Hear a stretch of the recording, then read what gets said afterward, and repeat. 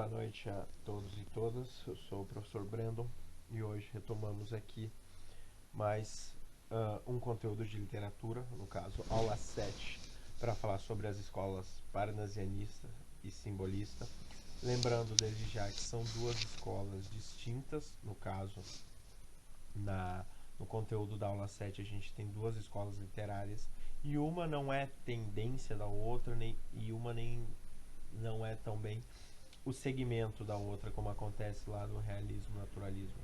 São duas escolas que têm propostas estéticas talvez bem rigorosas, têm um rigor métrico, formal e de linguagem bem elevados, mas isso não faz com que elas tenham segmentos em si, então elas não têm ligação. Elas são apenas contemporâneas e semelhantes ao período realista, na qualidade da linguagem. O contexto social na qual elas estão inseridas é o mesmo que a gente viu nas aulas passadas. A gente vai ter discussões em torno da democracia, do liberalismo, na tentativa da busca pela justiça social, embasadas sempre em novas correntes de pensamento dentro da filosofia e das ciências naturais.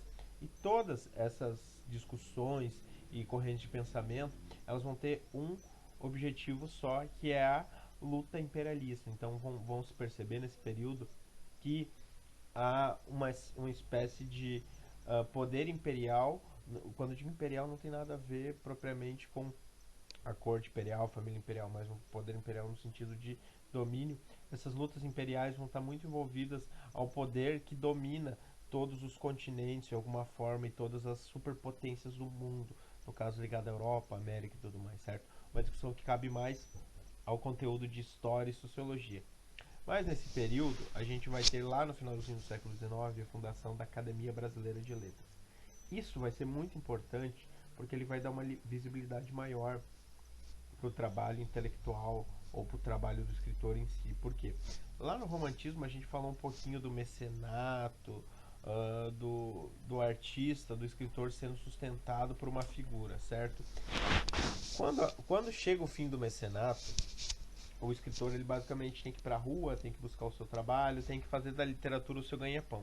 E nesse sentido, o escritor ele é marginalizado, porque é meio parecido com o professor, tipo, você dá aula e o que mais? O que você faz da vida além disso? Ou seja, você é escritor, mas só isso? Você não tem outro emprego? Lógico que muitos escritores da época tinham cargos públicos, por exemplo, né? O Machado, no começo da sua carreira, trabalhou em gráfica, parece eu, e também trabalhou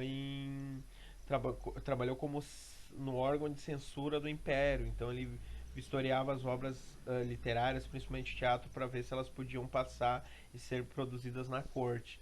Então eles tinham trabalhos públicos, mas de alguma forma eles eram marginalizados. A função do escritor era uma função muito mal vista lá no século XIX.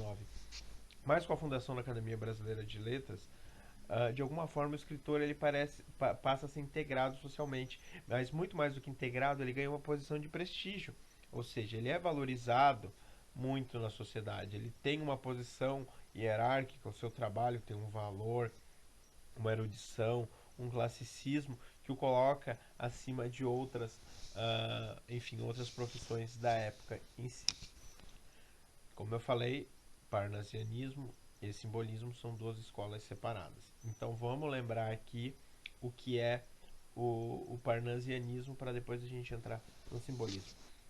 Lá no realismo, gente, a gente teve todo um trabalho de investigação social, a literatura como instrumento de tese da condição humana, trazer um retrato vivo do que é o indivíduo humano, seja sob o ponto de vista psicológico no realismo, ou seja sob o ponto de vista dos perfis biológicos lá no naturalismo. Já aqui no parnasianismo isso vai ser negado, ou seja, a poesia vai ser trabalhada como uma técnica, como uma arte. E o que isso tem a ver com essas discussões do realismo parnasianismo? Porque ela vai ser discutida o quê? A poesia, ou seja, a literatura, ela só deve retratar aquilo que é belo. Ela não deve se debruçar sobre problemas sociais, sobre abismos existenciais, sobre a condição humana. Ela deve se voltar apenas para o que é belo. Então, desde já, a gente tem que saber que o parnasianismo é uma escola literária pouco engajada ou nada engajada com questões sociais e existenciais, certo?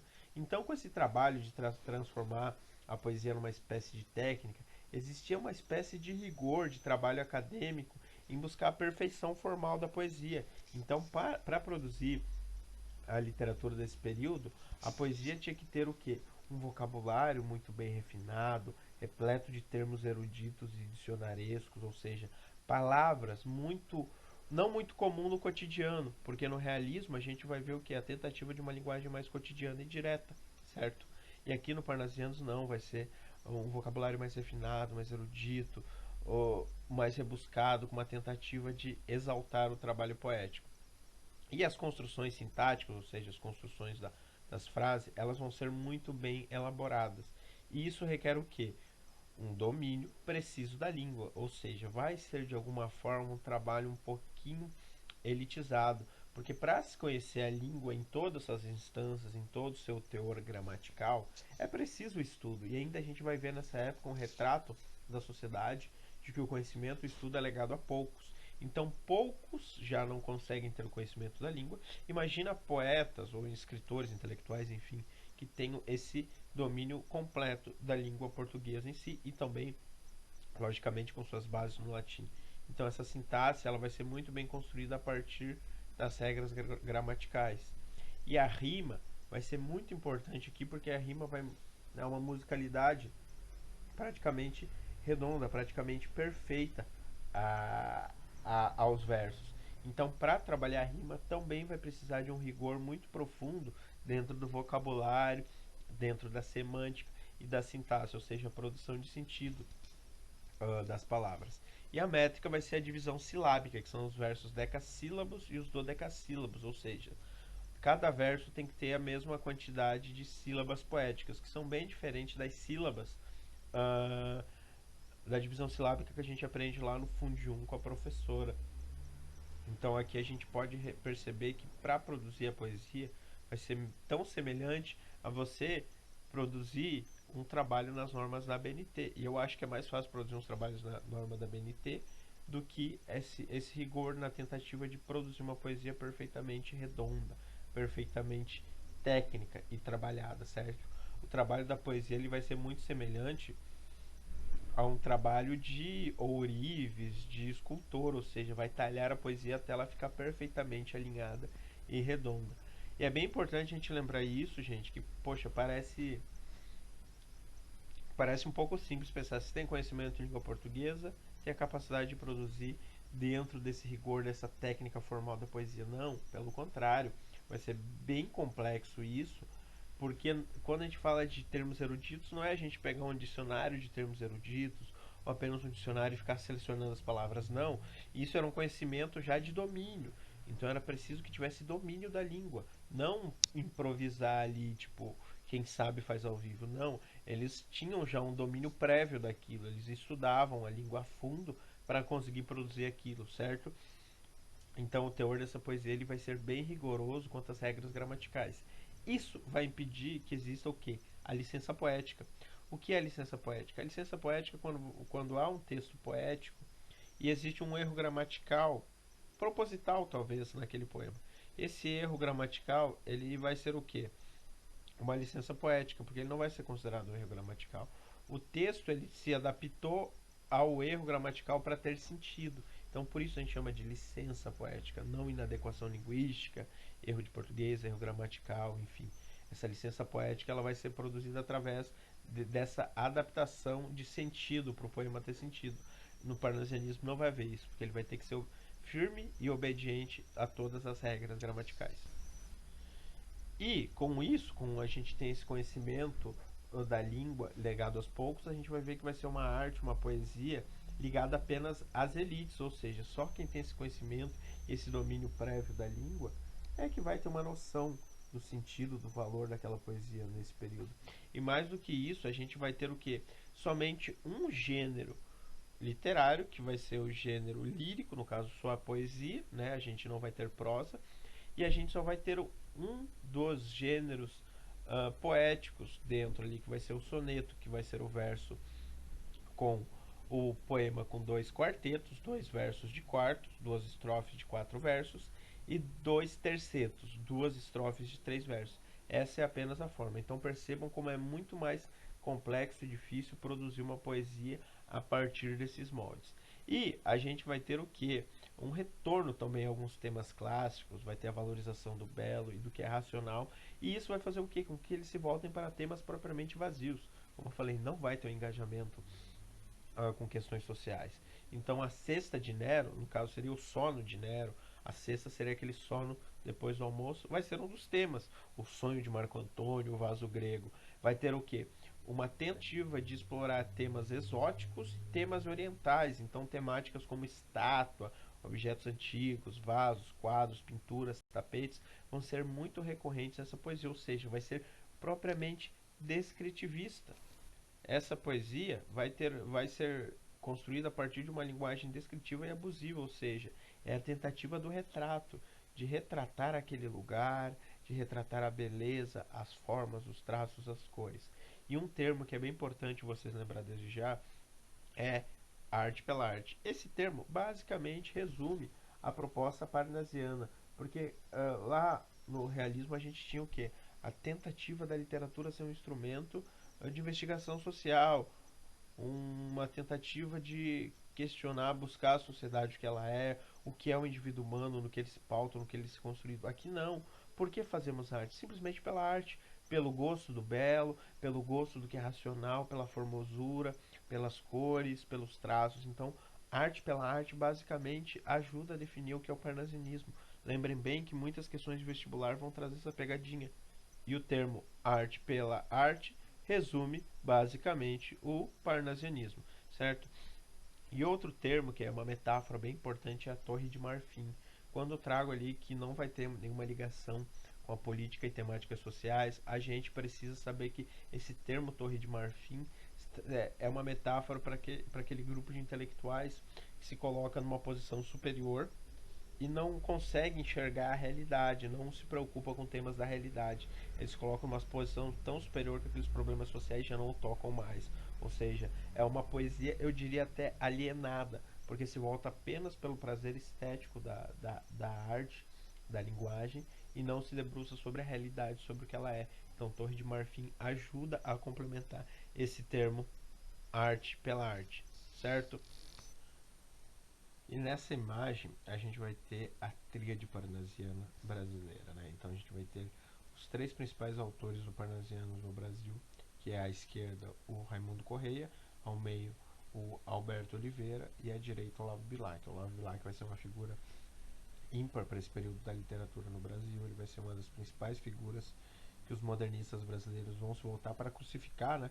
Porque ele é um dos idealizadores dessa tese que a arte tem que funcionar somente para o retrato do belo, que ela não tem que ter vínculo com questões sociais, nenhum engajamento e nenhum questionamento em si.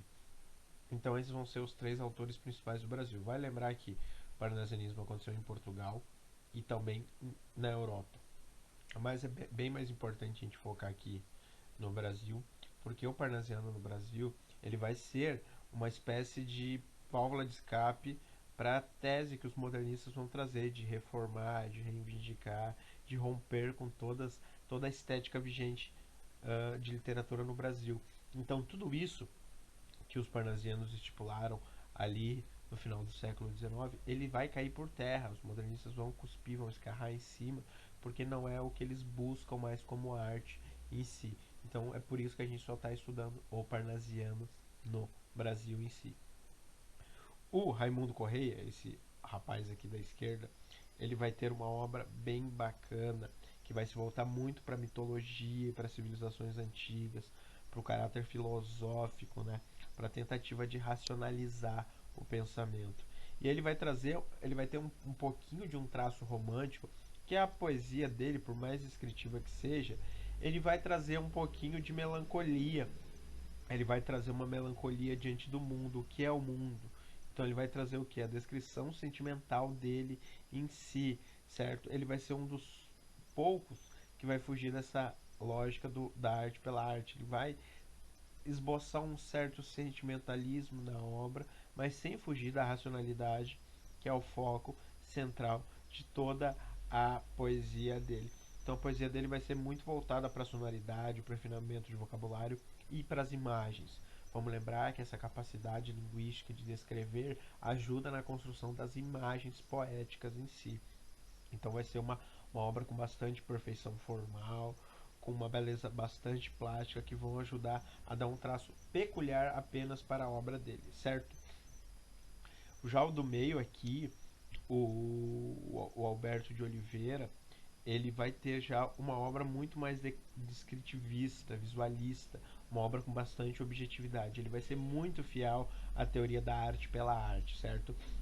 E ele vai voltar muito mais para a arte oriental, que é um pouquinho diferente da civilização antiga. Ele vai voltar um pouquinho para a arte oriental antiga, na descrição de vasos, de túmulos, de flautas, de taças, de leques e N objetos de caráter oriental que ele tenta trazer para a realidade através da linguagem que ele vai trazer, uma linguagem ao mesmo tempo subjetiva e racional, né? Então ele vai ter uma poesia bastante sóbria e impecável quanto à técnica. Ele vai ser um dos que mais incorporam a filosofia, a lógica de arte pela arte. Já o Olavo Bilac vai ser uma figura bastante complexa, né? Porque ele vai ser um intelectual da época, ele não é só apenas um escritor, então ele é engajado com bastante questões sociais da época.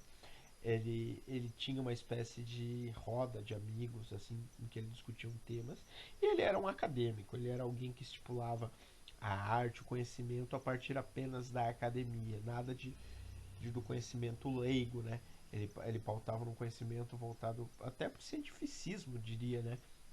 Em que a arte ela precisa ser estudada, trabalhada, não é qualquer um que pode se falar de literatura, não é qualquer um que pode se falar de arte. Ele vai valorizar muito as regras, então, uh, da técnica, da poesia.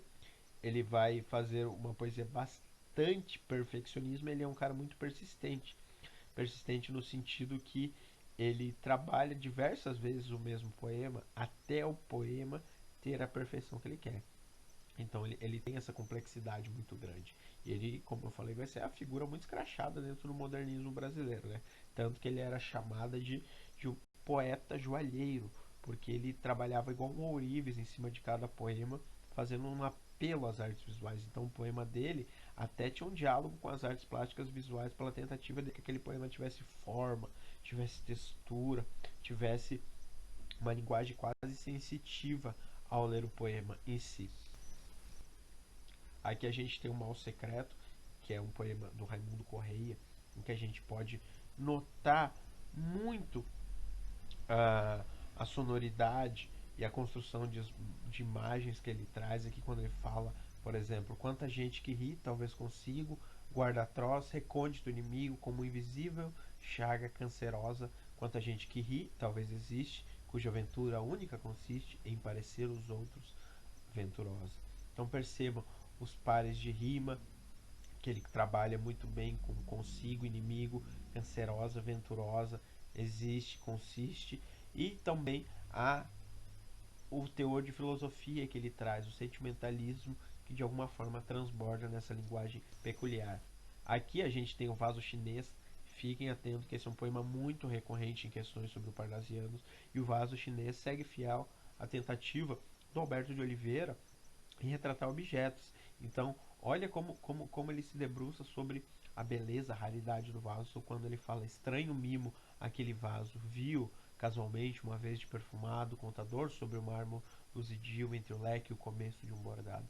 Olha só como ele traz a descrição do momento que ele viu o vaso chinês entre outros objetos e como ele valorizou esse momento ali. Ainda ele valoriza o trabalho do artista, que ele fala fino artista chinês, desculpa, enamorado. Nele puseram o coração doentio em rubras flores de um sutil lavrado, na tinta ardente de um calor sombrio, mas talvez por contraste à desventura, quem o sabe, de um velho mandarim, também lá se vá a singular figura, que a arte em pintá-la, a gesto acaso vendo, sentiam não sei que com aquele chin, de olhos cortados, afeição de amendo. Então olha como ele valoriza tão bem os traços e quem fez o vaso. Então ele trabalha esse conceito descritivista da figura, do vaso, da forma, da beleza do traço, de uma maneira quase que complexa. Percebam que ele está descrevendo o momento em que ele viu o vaso. Ele valoriza a figura do artista, a origem do artista, quando ele fala velho mandarim, ele está querendo dizer um velho chinês, e os olhos cortados, a feição de amêndoa. Então olha como ele valoriza até propriamente os traços propriamente de um oriental, mas propriamente de um chinês. E aqui a gente tem um poema que é bem bacana, inclusive, que é a língua portuguesa, do Olavo Bilac, que ele faz praticamente um hino. Provavelmente vocês na escola viram que o hino à bandeira, eu ao menos recordo lá nos anos, começo dos anos 2000, quando eu estava na escola, que os livros didáticos lá tinham um hino nacional, tinha um hino da bandeira. E quem compôs o hino da bandeira, que é uma das figuras nacionais, foi o Olavo Bilac. Então ele tem uma participação na cultura nacional de alguma forma, por mais que ele tenha lá sido escrachado pelos modernistas, o trabalho dele, à época, foi muito valorizado para a construção dos elementos nacionais e principalmente o período uh, lá do império, do processo da passagem da monarquia para a república, quando ele fala última flor do laço inculta e bela, és a um tempo esplendor e sepultura, outro nativo que na ganga impura a bruta mina entre os cascalhos vela. Amo-te assim, desconhecida e obscura, tuba de alto cangor, lira singela, que tem o tom e o silvo da porcela e o arrola arrola da saudade e da ternura. Olha como ele consegue valorizar a flor, a língua tal como uma flor, tal como algo que é a construção da língua portuguesa vindo lá do latim. E ele traz lá, amo teu vício, teu aroma de virgens selvas e de oceanos largos, amo-te, ó rude e doloroso idioma. Olha ali como ele traz a história da língua portuguesa quando fala de virgens selvas e de oceanos largos, trazendo como essa transplantação, né? O termo transplantar a língua, ele traz o que é transplantar uma flor, como se fosse a língua portuguesa, essa metáfora pura da beleza que é a língua de Camões, como muitos chamam, né? Que dizem que da voz materna ouvi meu filho, e que Camões chorou no exílio amargo, o gênio sem ventura e o amor sem brilho. E aqui ele faz um intertexto bem importante, não sobre Camões, mas sobre a aventura que foi os Lusíadas e toda a obra poética do Camões. Então ele faz uma ode, uma homenagem, um hino, um grito à língua portuguesa. Isso, de alguma forma, por mais que valorize um dos elementos da cultura nacional, isso não dialoga com a realidade. É belo, sim, é esplêndido, é formoso, é talentoso, tem a sua singularidade, mas não há o engajamento que existia na proposta realista. Então é algo apenas para ser visto e apreciado, não para ser discutido em si. Por mais que aqui no poema exista uma pequena narrativa histórica ali da construção da língua portuguesa, certo? Já o simbolismo vai ser pouquinha coisa depois do parnasianismo. O simbolismo vai ser uma reação paralela ao parnasianismo, não vai ser uma reação negativa, né? Ele simplesmente vai tentar, não, eles tentaram dessa forma, vamos por outro caminho. Por quê? Eu trouxe que o parnasianismo ele vai ser fruto do parnasianismo francês, de alguma forma. Aqui o simbolismo ele vai ser fruto do simbolismo francês, mas na França o simbolismo ele vai ser fruto do decadentismo, que vai ser uma espécie de corrente de pensamento muito mais com viés cultural, que vai ser uma linha de pensamento com descrença ao racionalismo na ciência. Então, eles vão fugir com a objetividade do mundo e vão tentar escapar do mundo, ou seja, pela fruição artística. O mundo só pode refletir a sua dor a partir da fruição artística, a partir da aspiração da arte, da tentativa de uma linguagem que represente o mundo. E aí a gente vai voltar nas teses, principalmente do Schopenhauer, da impossibilidade de ser feliz, do homem fadado sempre à dor, e a noção de que o homem é finito, infinito, do Kierkegaard, que vai ser um filósofo dinamarquês que vai trazer uma outra concepção de homem para o final do século XIX. Ele vai falar muito numa obra importante do desespero humano, o que é o ser humano diante da realidade, o que a realidade traz para o ser humano e o que é o eu do ser humano. Acima de tudo, uma obra que inclusive tem um diálogo bem bacana com a psicanálise. Então, o simbolismo ele vai trazer, ou seja, uma áurea um pouquinho mais melancólica para a poesia. Ele vai continuar tendo uma linguagem bastante bem trabalhada, como no parnasianismo, por isso a semelhança, ele vai valorizar muitas figuras de linguagem e ele vai fazer o quê? Ele vai retomar alguns ares românticos, ou seja, ele vai idealizar seres e figuras. E ainda tem aqui uma semelhança no parnasianismo, porque quando esses seres e figuras, eu vou dar um exemplo.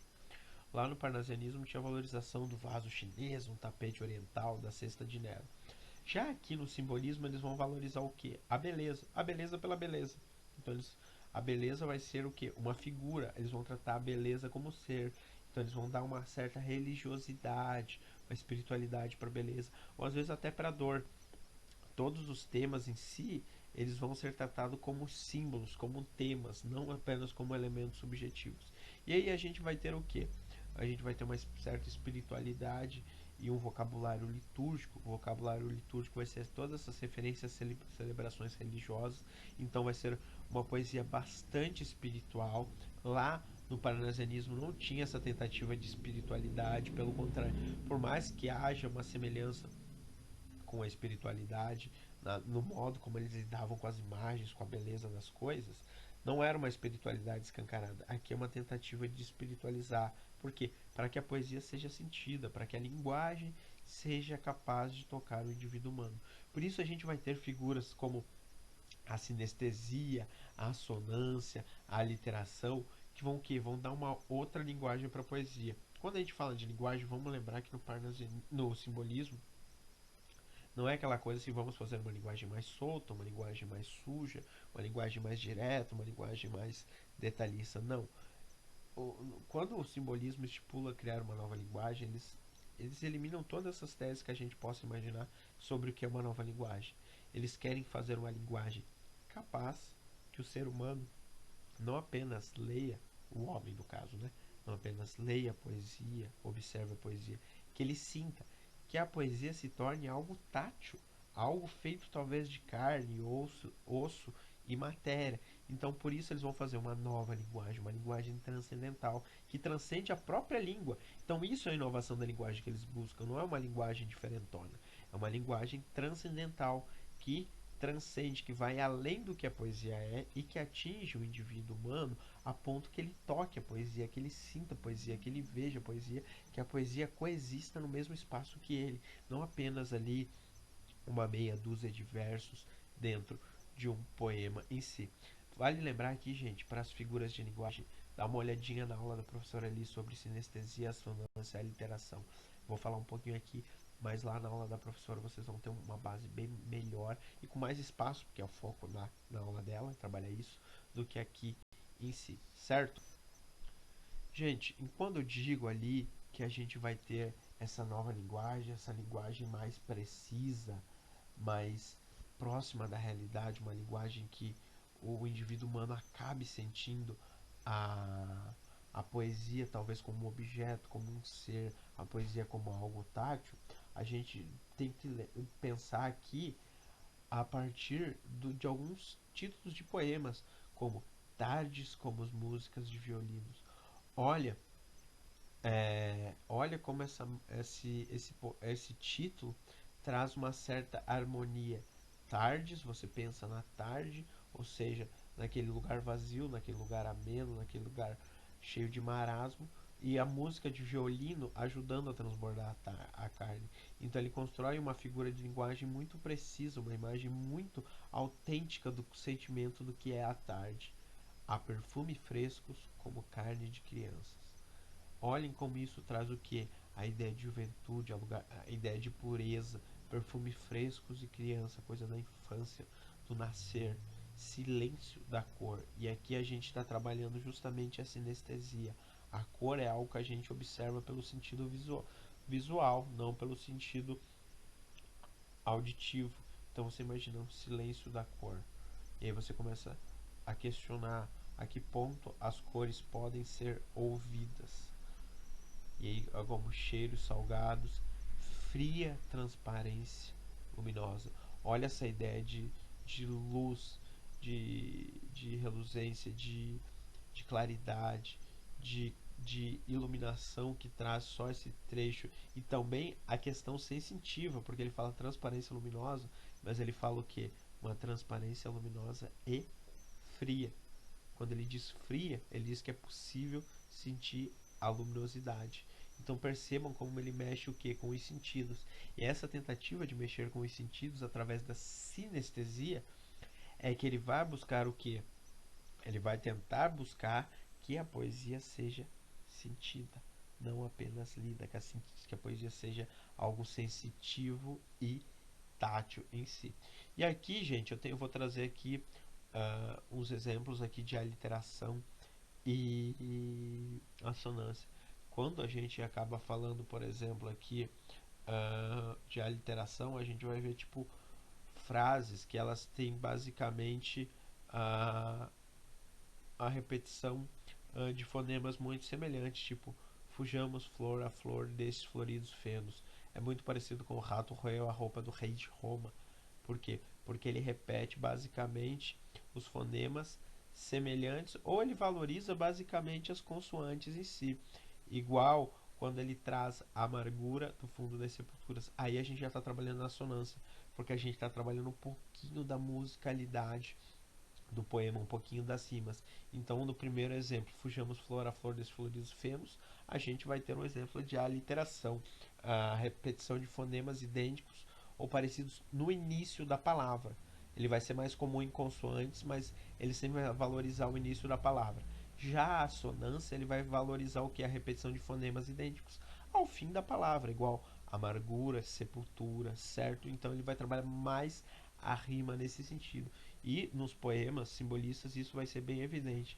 Assim como nos primeiros exemplos que eu passei ali de fria transparência luminosa, tarde com músicas de violino, a gente vai ter o exemplo que da sinestesia. A sinestesia, gente, vai ser basicamente a relação que a gente vai ter de sensações, vão ser sensações cruzadas que vão ser associadas às palavras. Ou, por exemplo, você vai ter lá olhos frios. Geralmente você sente a coisa fria, você não vê a coisa fria. Olhos amargos. Como você vai visualizar algo que tem gosto? Então ele vai cruzar sensações possíveis no indivíduo humano. E a partir disso que a poesia ela pode ser sentida através da sua musicalidade, que isso vai ser a literação e a assonância, e ela vai ser sentida através da da sinestesia em si. E musicalmente, basicamente, eles vão falar muito da música ou dos instrumentos musicais, vão ser temas dessa poesia, e também vai ser os temas abstratos em si, como eu falei, beleza, dor, eles vão ser temas puramente essenciais do simbolismo. Como eu falei, vai ter uma tendência forte à musicalidade, então vai ser poemas com uma sintaxe buscando a rima e a métrica bem formal, também semelhante ao parnasiano. E esse daqui é bem importante de lembrar, gente. Quando eu digo ali de temas abstratos, ele vai trabalhar o quê? Quando ele falar de beleza, ele vai trazer a beleza como uma figura, como um ser. E para isso ele vai valorizar o que? A letra maiúscula no início dessas palavras. Então elas vão ter nomes próprios. Então, por exemplo, beleza, poesia, alma e essência são termos que vão aparecer sob a letra maiúscula porque eles são tratados como símbolos, como figuras, como coisas, como entidades, não simplesmente como um substantivo simples. Então é bem importante a gente visualizar isso na hora da leitura do poema. O recurso gráfico da letra maiúscula dando esse teor de símbolo à palavra, certo? E um dos poetas, talvez o mais importante do simbolismo no Brasil e também teve um impacto no cenário mundial, vai ser o João da Cruz de Souza. João da Cruz de Souza vai ser um dos primeiros negros a trabalhar uh, dentro da literatura em si. Ele nasceu no Desterro, que é a atual cidade de Florianópolis, em Santa Catarina. Inclusive essa aula está sendo gravada de Santa Catarina, não de Florianópolis, né, um pouquinho mais ao norte, no meio da chuva de Joinville. O Cruz de Souza ele vai ter uma vida bastante conturbada por conta da sua cor, né? Ele vai ser filho de pais alforriados e muitas vezes ele vai acabar trazendo que o insucesso na vida como figura pública e também como poeta, como escritor, vai se dever muito à sua origem em si. Ele vai ter uma forte influência do José do Patrocínio, que o José do Patrocínio vai ser um dos primeiros escritores negros e também trabalhar o tema da escravidão no Brasil. Tanto que o José do Patrocínio vai ser uma figura bastante badalada na sociedade brasileira da época, que dialoga, inclusive, conversa bastante com o Olavo Bilac. Então eles vão estar tudo no mesmo contexto de alguma forma inserido em si. Bom, o Cruz de Souza vai ser um dos líderes, né, desse movimento simbolista no Brasil. Vamos lembrar que o simbolismo aconteceu na França, aconteceu na Europa, aconteceu em Portugal. Mas a gente tem que ter uma profundidade muito mais do que ele é aqui no Brasil. E ele sendo líder entre os representantes do estilo, ele vai trazer o que? Ele vai explorar muito esse tom fúnebre da obra dele. A obra dele traz muita decadência, que é um retrato do decadentismo francês, mostrando que um mundo em decadência, um mundo em desilusão. E ele vai explorar isso como? Através da musicalidade. Ele vai construir uma atmosfera decadente através do tom fúnebre da musicalidade. Então a poesia dele vai ser uma poesia bastante mórbida, bastante fúnebre, bastante voltada para a decadência e para a desilusão do indivíduo humano em si. Aqui a gente vai ter um exemplo tanto de assonância quanto de aliteração e também de sinestesia só nesse trecho de violões que choram. Olhem, percebam aqui já aparecendo o que? Tema dos violões como tema a temática de instrumentos musicais. A gente vai ter aqui alguns termos como volúpias sendo tratadas como um símbolo, e a gente vai ter essas figuras que dizem ali quando os sons dos violões vão soluçando, quando os sons dos violões nas cordas gêmeas vão dilacerando e deliciando, rasgando as almas que nas sombras tremem. Tipo, olha o violão rasgando a alma. O violão não rasga a alma, literalmente, mas ele traz essa possibilidade da sinestesia, de que a música de violão rasgando a alma pela sonoridade fúnebre que traz. E ali no último trecho que eu acho fabuloso essa construção sintática e semântica que ele faz com vozes veladas, veludosas vozes, volúpia dos violões, vozes veladas, vagam nos velhos vórtices velozes dos ventos, vivas vãs vulcânica. Olhem como ele consegue construir essa proposta simbolista tão fiel à lógica que ele buscava do tom fúnebre, da sinestesia, da literação, da sonância, da musicalidade, e mais do que isso, a inovação de linguagem, a possibilidade da poesia ser sentida, da poesia ser tocada, da poesia ser algo presente junto com a leitura. E muitas vezes a obra dele vai ter um tom desesperado, que vai trazer o quê? A ideia do preconceito na vida profissional dele, a impossibilidade da realização artística vai de alguma forma refletir na obra dele, porque é característico do simbolismo esse tom fúnebre, e isso ele vai trazer o quê? Para o contexto da dor dele, mas só que longe dele parecer um cara que individualizou a proposta simbolista para dentro da sua questão racial, ele pelo contrário, ele não se vitimizou em nenhum momento, ele trouxe que a questão dele o quê? Trouxe como uma dor universal, trouxe como a ideia do que eu sofro esse tipo de preconceito, mas o universo também é vitimado por outros preconceitos em si. Então não é uma dor apenas minha, é uma dor universal, embora tenha um traço autobiográfico.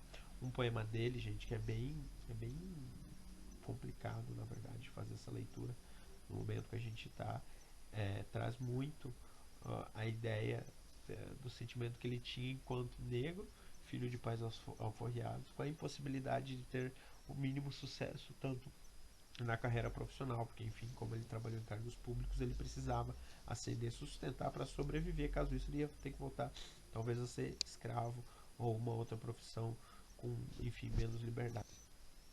Mas que importa tudo isso? Qual é a cor da minha forma, do meu sentir?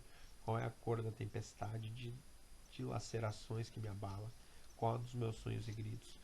Qual os meus desejos de febre? E mais pedras se sobreporão às pedras já acumuladas, mais pedras, pedras dessas odiosas, caricatas e fatigantes civilizações e sociedade. Mais pedras e as estranhas paredes onde subir, longas, negras, terríficas, onde subir, mudar silenciosas até as estrelas, deixando-te para sempre, perdidamente alucinado, emparedado, dentro do teu sonho. Olha um tom melancólico, decadente e basicamente repleto de uma derrota, que era essa possibilidade dele conseguir, enfim, ser reconhecido em sociedade como uma pessoa normal, não apenas como negro. E a metáfora do emparedado eu acho sensacional para a ideia do que? Da clausura total. Não, já não é um emparedamento, já não é uma clausura, uma prisão, de liberdade externa, já uma prisão individual, ou seja, o indivíduo negro, por conta das faltas de oportunidades, empareda-se dentro de si mesmo, as suas tentativas, os seus sonhos, enfim, qualquer sua aspiração social é emparedada dentro de si, já não é emparedamento que vem de fora para dentro, mas sim que vem já parte dentro de si mesmo, empareda ali mesmo. Ah, mais uns traços aqui da obra dele, ele vai passar por um pessimismo e um tédio que acaba transcendendo a questão racial. Então, essa insatisfação que ele tinha vai ser bem evidente na obra dele, mas ela não vai ser tão vitimizada, porque, como eu falei, ele trata isso como uma dor universal, não é um problema apenas dele, o universo transcende de problemas em si, e a obra dele vai trabalhar o branco, né? O branco como algo muito mais presente na realidade do que o negro. Então, essas matizes, esses tons de brancos vão ficar muito evidentes em termos como transparências, brancuras, névoas, neblinas, fumaças, luares, neves, luzes claras. Ele vai trabalhar muito a noite como único lugar negro dentro da realidade, em contraponto com essas cores brancas aqui.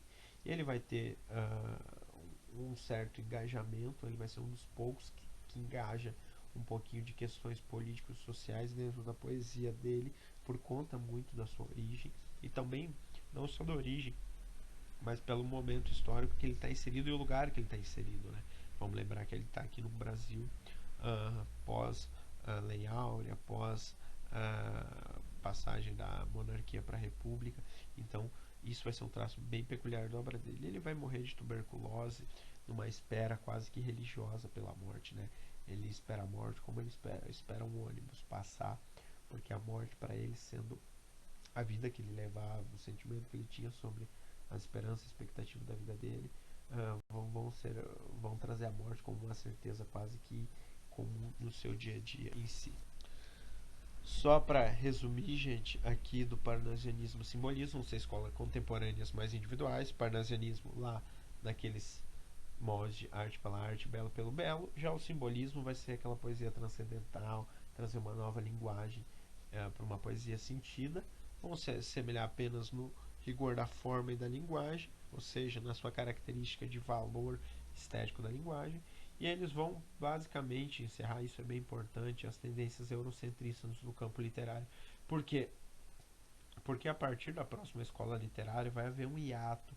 A gente não vai falar mais de uma escola literária que aconteceu tanto na Europa quanto no Brasil. A gente vai falar do pré-modernismo, que era uma tentativa de trazer a literatura para cá, de que a literatura se voltasse para problemas daqui.